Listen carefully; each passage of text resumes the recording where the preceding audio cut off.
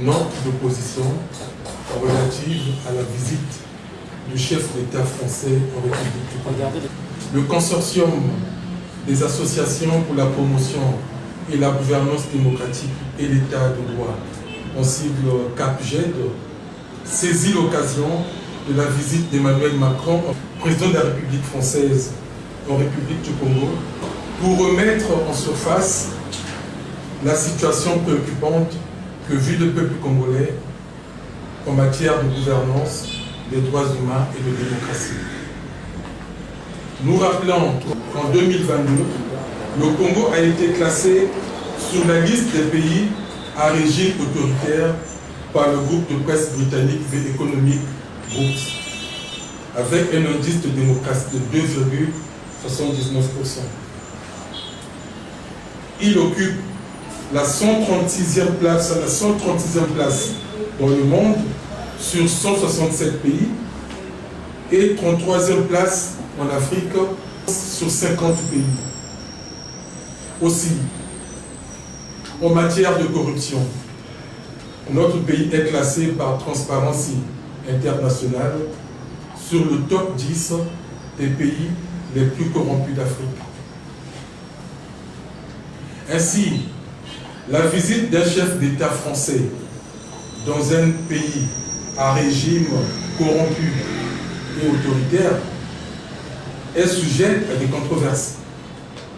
Cependant, au-delà de toutes ces controverses que ce voyage peut susciter, le président Emmanuel Macron a bien voulu placer l'intérêt supérieur de la France en orbite et par extension l'intérêt de l'Europe. De toute évidence, cet acte est interprété comme un soutien à un régime en place et par conséquent constitue un facteur de démobilisation pour ce peuple en quête de liberté. Comme ce fut le cas en 2015, alors qu'il s'opposait au changement anticonstitutionnel de la loi fondamentale, que survenait la déclaration du président François Hollande, président de la République française en ce temps: Denis Sassou Nguesso peut consulter son peuple, ça fait partie de son droit et le peuple doit répondre. Cet état de fait justifie les récriminations de la jeunesse africaine en général et congolaise en particulier à l'égard de la France, justifiant ainsi la montée d'un certain sentiment anti-français au sein de l'opinion publique.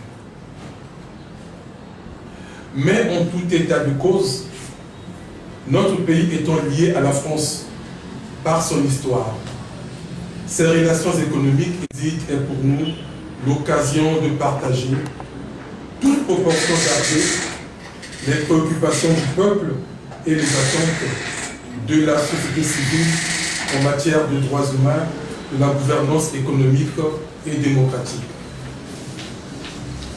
1. Des détentions arbitraires. Concernant le procès relatif à la condamnation du général Jean-Marie Michel Mokoko en 2018, le groupe de travail sur la détention arbitraire du Conseil des droits de l'homme des Nations Unies, dans son avis numéro 56/218, avait constaté une ingérence de l'exécutif sur le judiciaire au Congo, violant ainsi le principe de l'indépendance de la justice. Elle considérait en outre que le droit à un procès équitable a été violé de façon substantielle et que cette détention est arbitraire. Fin de citation. Dans la même lancée, concernant André Okombi Salissa, le même groupe de travail avait donné l'avis numéro 05/2018 qui recommandait la libération immédiate et l'indemnisation d'Okombi Salissa pour son incarcération injustifiée.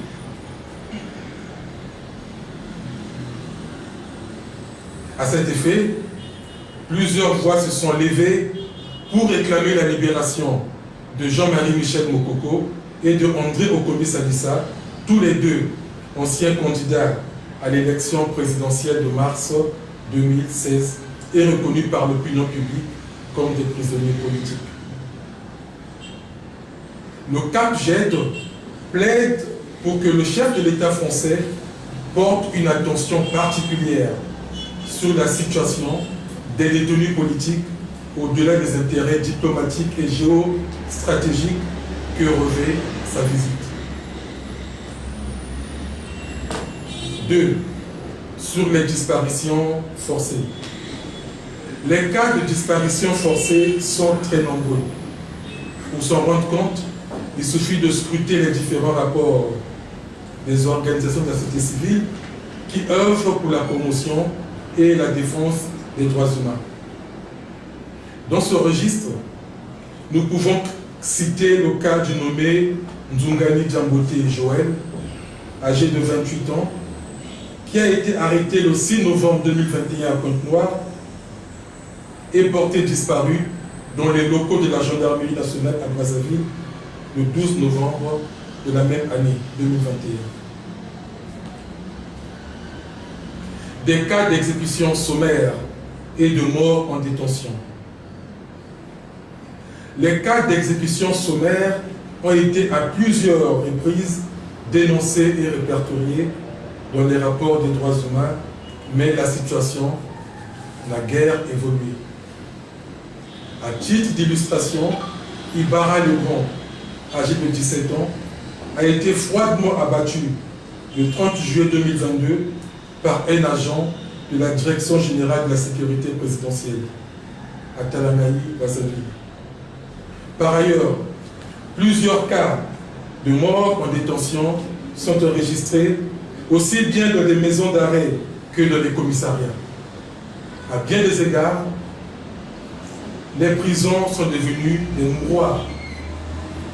À titre d'illustration, 13 personnes ont perdu la vie au commissariat de police de Chakona dans la nuit du 22 au 23 juillet 2018.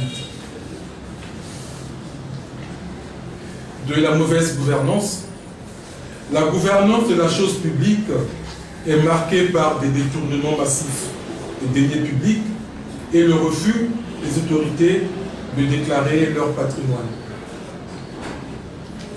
En ce qui concerne les détournements des deniers publics et scandales financiers, on peut dire que les détournements et scandales financiers se sont banalisés. Des révélations sont faites par des lanceurs d'alerte, des ONG et journalistes d'investigation. S'il faut citer quelques-unes, on peut noter la construction d'une route imaginaire de 136 km, révélée par un député de la majorité présidentielle, dont les fonds ont été décaissés au Trésor public. Les révélations faites par le journal Monde Afrique sur les comptes offshore de plus de 5, équivalent à plus de 5200 milliards de francs CFA détenus par certaines personnalités publiques congolaises, dont les Panama Papers, qui n'ont fait l'objet d'aucune ouverture d'information judiciaire. Le détournement de 114 000 milliards de francs CFA au fonds de soutien de l'agriculture destiné à appuyer la mécanisation de l'agriculture et l'autosuffisance alimentaire. Donc les promesses d'interpellation des présumés auteurs ont été faites, mais sans suite jusqu'à ce jour. On peut citer les cas, mais on va essayer d'avancer. Du refus de déclaration de patrimoine par les autorités élues ou nommées à des hautes fonctions. Dans le souci de lutter contre ce fléau qui gangrène l'économie nationale, le législateur a institué une loi portant déclaration du patrimoine de tout citoyen élu ou nommé à une fonction publique. Mais force est de constater que les autorités peinent à s'y conformer. Le consortium des associations pour la promotion de la gouvernance démocratique et l'état du droit est très préoccupé par la violation flagrante de l'article 55 de notre Constitution du 15 octobre 2015 qui dispose tout citoyen élu ou nommé à une haute fonction est tenu de déclarer son patrimoine lors de la prise en fonction et à la cessation de celle-ci, conformément à la loi. Force est de constater qu'aucune des autorités élues ou nommées n'a daigné déclarer publiquement son patrimoine lors de la prise ou de la cessation de ses fonctions, conformément aux lois et règlements de la République. En définitive, le CAPGED recommande que les préoccupations soulevées, supra, bien que n'étant pas exhaustives, trouvent à l'occasion de la visite du chef d'État français au Congo une place de choix à l'occasion de son tête-à-tête avec le chef d'État congolais. Des violations des principes démocratiques. La séparation des pouvoirs demeure un chantier inachevé. En ce sens que les pouvoirs législatifs et judiciaires sont inféodés à l'exécutif. Le rôle de contrepoids est désormais joué par la presse et la société civile, qui peinent aussi à se mouvoir à cause de la gouvernance par la terreur qui caractérise le régime au Congo-Brazzaville. Depuis une vingtaine d'années, nous assistons à un rétrécissement de l'espace civique. Pas de liberté d'association, pas de liberté de rassemblement, pas de liberté d'expression et pas de liberté de manifestation. Depuis lors, toutes les demandes de manifestation pacifique connaissent une fin de non-recevoir, sauf si elles proviennent des associations ou partis politiques qui sont au pouvoir. Les médias publics et privés ne sont pas épargnés par cela. Au Congo, les élections sont organisées par une commission électorale dite indépendante. En fait, cette commission n'a d'indépendance que le nom. Le président de la dite commission cumule ses fonctions avec celles du premier président de la Cour suprême, et cela en toute incompatibilité. Après l'élection présidentielle de 1992, aucune autre élection organisée n'a été juste, crédible, démocratique et transparente. En effet, depuis plus d'une vingtaine d'années, les élections organisées au Congo sont entachées de nombreuses irrégularités et fraudes massives en faveur des candidats du parti au pouvoir et de ses alliés, et révèlent ainsi des phénomènes insolites tels que des candidats élus avec 100% du corps électoral, des suffrages exprimés parfois supérieurs au corps électoral et le vote des personnes parfois déjà décédées, etc. On peut continuer à les citer. Aussi, les élections s'organisent dans un climat de terreur, de fortes tensions, des violences de tout genre, des harcèlements et d'arrestations arbitraires sur les violations des droits humains. Le gouvernement congolais brille par l'impunité des agents de la force publique qui violent les droits de l'homme. Il a été constaté à plusieurs reprises des cas de détention arbitraire, de disparition forcée et même d'exécution sommaire. Nous vous remercions. Voilà le contenu de la déclaration de la société civile qui a été distribuée ce matin.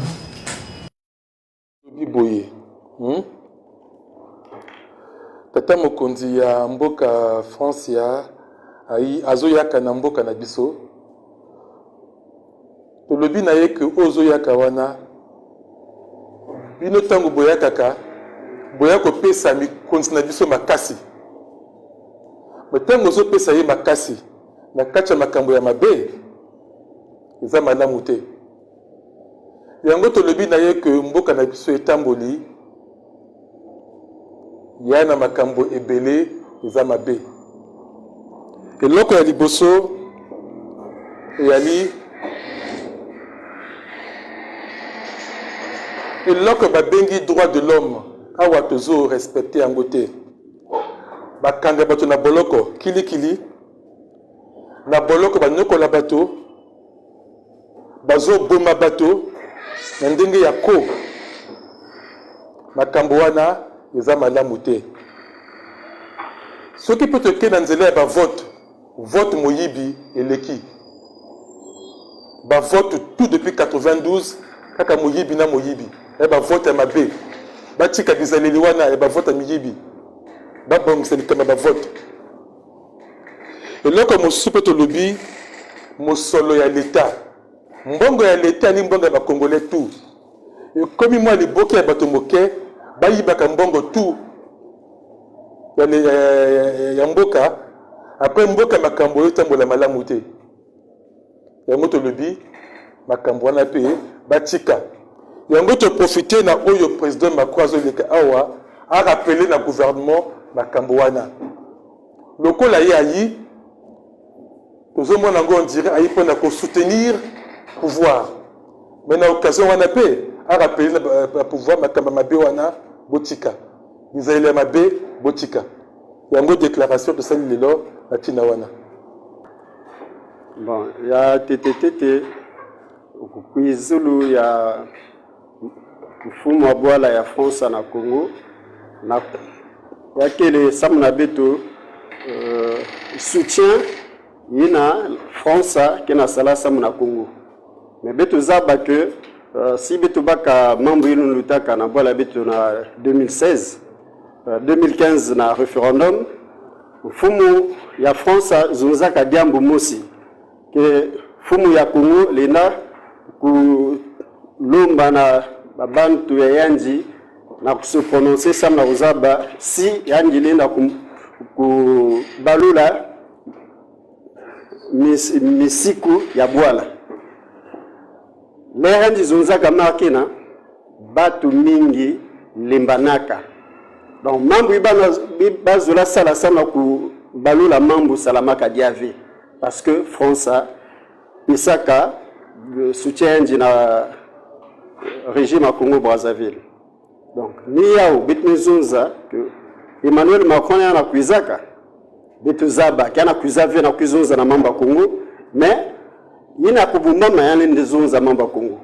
Ya TTT betu na zula yanji kuzunza na mfumo wa luyalu ya betu lebaki kukutana ba uzole que na Congo batu gena kufuaka mingi na baboloko bake kuzimisa batu makanda mingi ni kuna kusalaka matanga samba tufuaka me bazave côté nzuto ya mutu aba ukwenda yavanda bata sécurité présidentielle yavanda bata sécurité d'état kizimbisaka bantu mambo ina me bana bubu ya ive yana kuiza na mambo ya kusolola bana tata mokonzi ya Congo mais faut pas kuzimana que betu na bantu zole yina bazoza ke BTP betu pouvoir na ba mtwadisi ya Congo bakutulaka ba na boloko.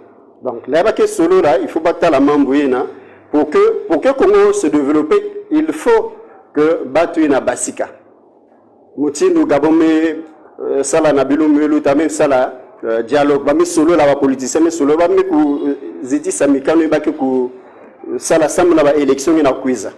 Et Congo qui a besoin de la paix, mais si bat qui n'a pas boloko bat la paix qui vit. Bana kuzana ba intérêt à bao, mais fa uta la paix intérêt à bana ya Congo. Et puis on a ça que ba droit de l'homme surtout il n'a bete kuzonzila ka konso kilumbu, il faut ba droit de l'homme va la respecter. Kubanda mbasi lanke ku kwiza ti bilumbu yo kwiza na manyima ko.